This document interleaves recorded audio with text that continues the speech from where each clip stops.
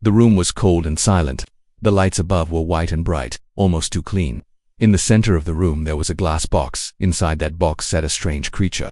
She looked almost human. 2 arms, 2 legs, a face, but her skin was soft blue and her eyes glowed faintly like stars. Her name was Zira. She was not from Earth. John stood outside the glass watching her closely. He was a scientist, not a soldier. His job was to study her, not hurt her, but he knew other people in the building didn't think the same way. Some wanted to cut her open. Some wanted to know if her kind was dangerous. John didn't believe that she didn't look dangerous. She looked scared. Zira sat quietly, her hands on her knees. She did not move much. Her eyes followed John carefully. She had been in the glass cell for 2 days now. No one had touched her. No one had spoken kindly. John took a deep breath and stepped forward. He tapped the mic button near the glass. "Hello," he said softly. "My name is John. I won't hurt you." Zira didn't answer. Her eyes blinked once. Slowly John tried. "Again, you must be tired. Hungry too. Do you want something to eat?" He placed a small tray near the door, a sandwich, water, and a fruit. A few seconds later, the tray slid into the cell. Zira looked at it with wide eyes. She crawled slowly toward it like a child afraid of a trap. She picked up the sandwich and sniffed it. Her hands were shaking. John smiled gently. "It's safe. Just food." Then, without thinking, he licked his lips. Just a habit. He did it often when he was thinking. But Zira's reaction shocked him. Her eyes went wide with horror. She dropped the sandwich. Her body began to shake. She backed away to the corner of the cell. John frowned. "What's wrong?" he asked. Then she started crying. Not loud sobs, but soft, silent tears ran down her blue cheeks. She whispered something, her voice so low John almost didn't hear it. "Please don't eat me. I'll be a good mate." John froze. What did you say?" he asked. Zira covered her face. Her voice broke. "Please don't eat me. I'll do what you say. I'll be good. Just don't eat me." John stepped back from the glass. Shocked. "Eat her, mate. What was she talking about?" John felt cold all of a sudden. Something was wrong. Very wrong. He pressed the mic again. "Zira, I'm not going to eat you. Humans don't do that. Why would you think that?" Zira looked up, still crying. "We were told that humans, they take mates from other planets and eat them when they are done." John felt sick. He sat down in the chair beside the glass. "No, that's not true. That's not who we are." Zira hugged herself tightly. "Your people, they came to our moon long ago. They took many of us. We never saw them again." John remembered some old reports, a failed mission on a distant moon. No survivors, no answers. Now it made a little more sense. Someone went there. Someone did. Something terrible. And now this girl thought he was like them. "I'm sorry," John said. "Whoever did that, they were not like me. I want to help you." Zira didn't speak, but her breathing slowed a little. "I want to understand you. I want to know the truth." There was a long silence between them. Then Zira whispered, "You licked your lips. That means hunger, doesn't it?" John smiled sadly. "Sometimes, but not like that. Not for people." Zira blinked, confused. "Then why do you do it? I guess. I don't know. Just a habit."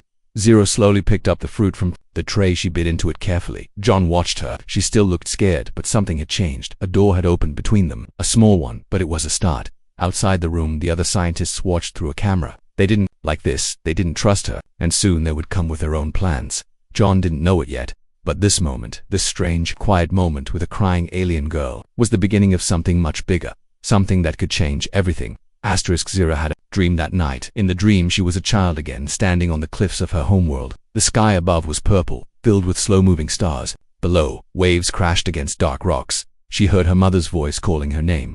But when she turned around, it was not her mother standing there. It was a human. His face was hidden behind a mask. His clothes were metal. In his hand he held something glowing red, a burning stick, a weapon. Zira screamed, but no sound came out. She ran, the human followed, and then she woke up. Zira sat up in the small bed they gave her after she was moved from the glass room. Her face was wet with sweat. Her hands were shaking again. Across the room, John was sitting at a desk writing notes. She didn't know why, but she trusted him now a little. Maybe it was the way he had spoken to her, gently, not like the others. He looked up when he heard her move. "Are you okay?" he asked. She nodded slowly. "Nightmare." Zira looked at him. "Memory." John put down his pen. "You want to talk about it?" Zira looked away, silent at first. Then, after a pause, she spoke. "You want to know why I fear your kind?" "Yes, then I will tell you." Zira stood and walked to the window. It wasn't real, just a screen showing a garden. But it made her feel calmer. She touched the fake glass and began her story. "When I was young, our people lived peacefully on the moon of Valeri. We farmed, sang songs, and watched stars. We had no weapons, no war.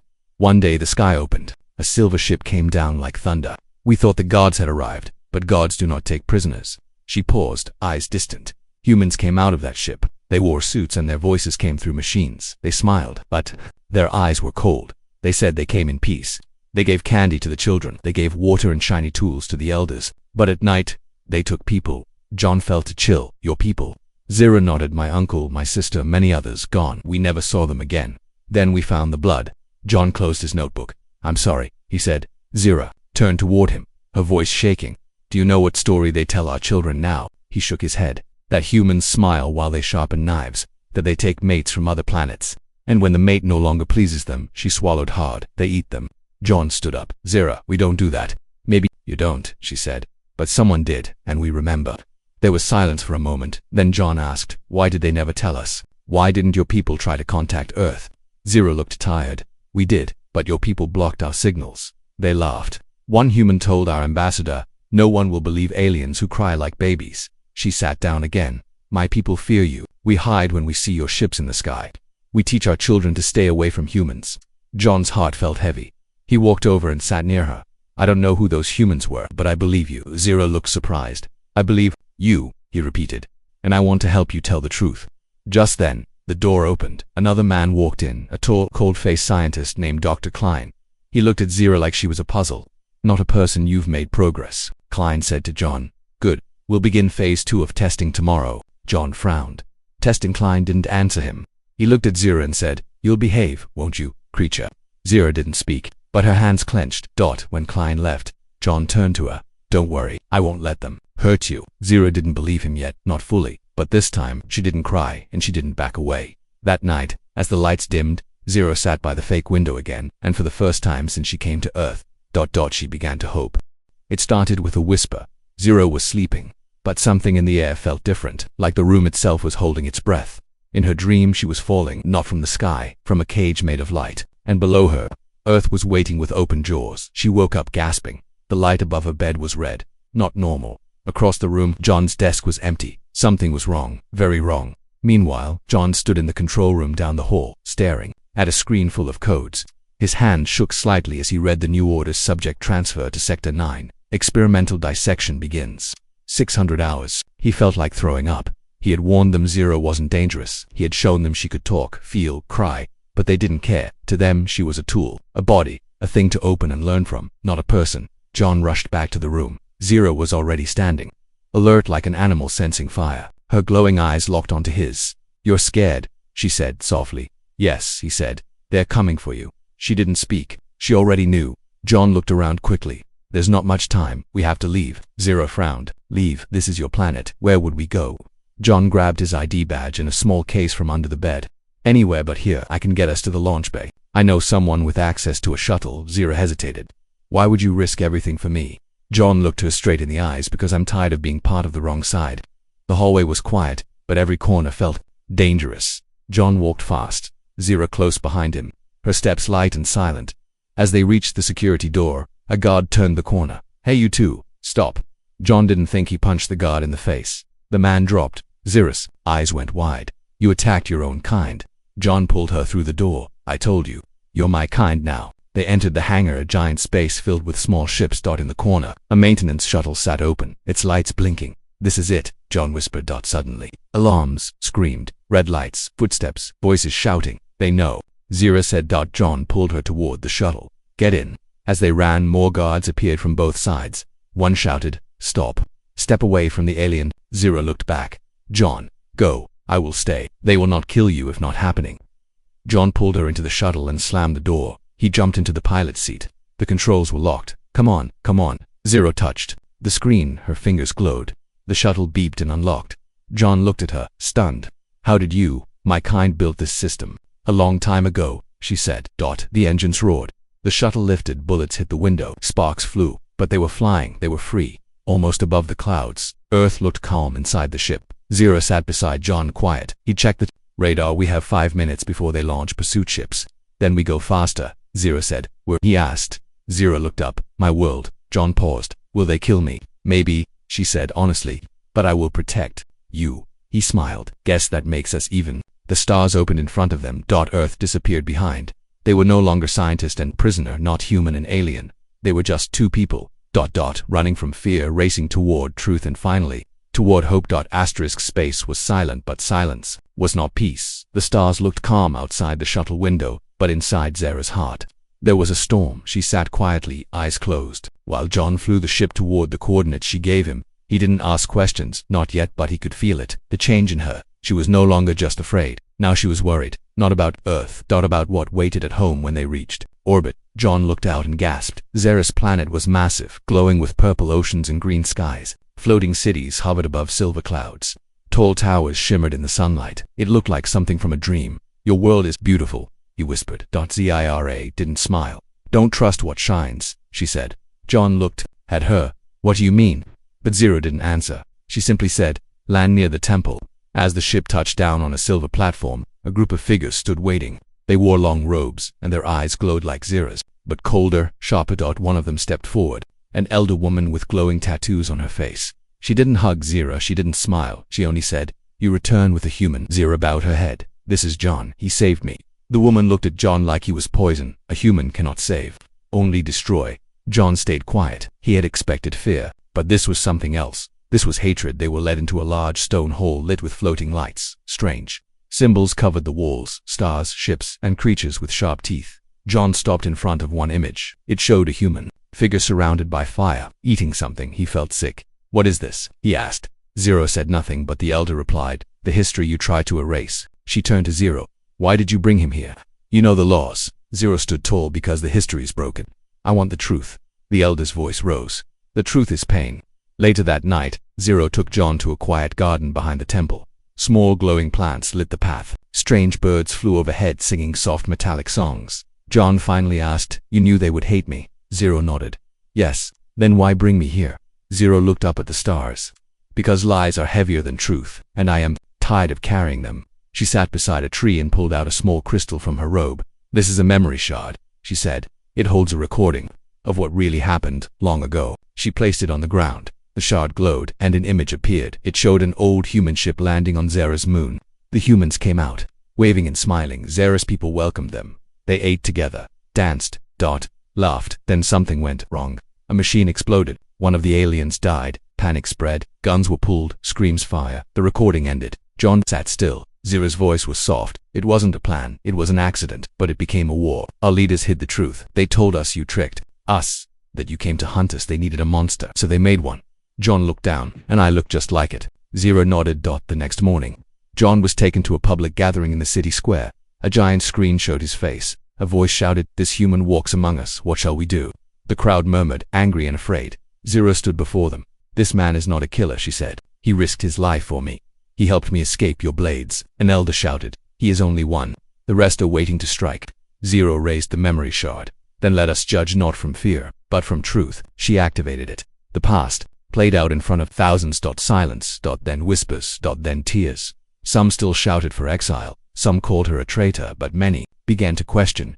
And questions, Zira knew, were the start of change that night. John and Zira stood on a rooftop, watching the stars. "They don't trust me," John said. "They're afraid," Zira replied. "But so was I." She looked at him. "You didn't just escape Earth, John. You escaped what Earth made you, and now maybe we both get to choose who we are." John smiled. "I choose peace." Zira held up a small seed from the garden. "Then plant this here now." He did. The soil glowed where his hand touched it. And far above, something in the stars seemed to shift. He stood in the circle of fire. Around him, 100 glowing eyes stared, silent, judging. Above, the twin moons of Zara's planet watched like cold gods. John's hands were tied behind his back, not with rope, with a soft glowing vine that pulsed with energy. The air smelled like metal and dust. He wasn't in a court, he was in a ritual, and the name of the ritual was the trial of the mate. 3 elders stood before him on a high stone platform. The middle one, a tall male with a mask of silver, spoke in a loud voice. "You claim to come in peace. You claim to feel love, but peace is easy to speak, and love is easy to lie. So now, you will face the trial. If you pass, you will be one of us. If you fail, your bones will join the earth." John looked toward the crowd. Somewhere in the back, Zira stood, her hands clasped, her eyes filled with worry. He gave her a small nod. He was ready. The first part of the trial was called the Mirror of Pain. 2 guards pulled John forward. A stone table stood in the middle of the circle.